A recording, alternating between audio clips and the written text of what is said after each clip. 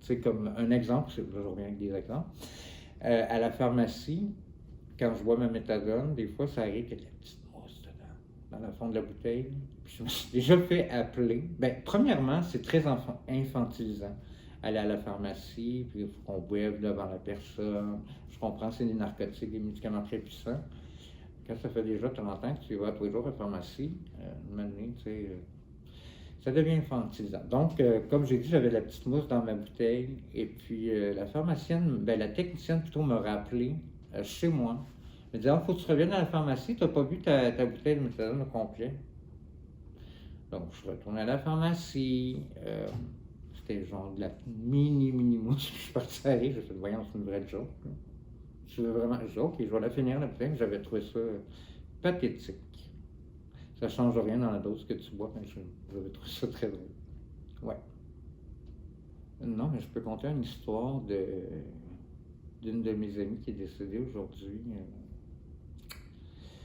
Elle avait eu une bactérie au cœur causée par une injection. Elle avait eu la bactérie mangeuse de chair et puis elle a eu des grosses opérations elle a très très longtemps à l'Institut de cardiologie. Elle s'est fait mettre une valve de cochon ou de mouton, peu importe.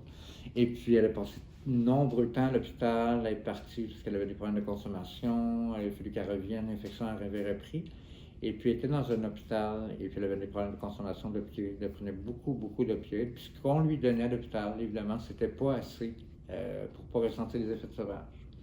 Donc c'est normal que mon ami devait sortir pour aller chercher d'autres substances.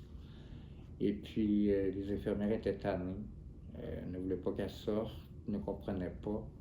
Donc, quand elle est revenue le matin, un certain matin, pour avoir son injection de Dilaudil, on lui a dit, Valérie, attends un peu, on te revient dans 5 minutes avec ta Dilaudil, mais il faut que tu nous signes cette feuille-là.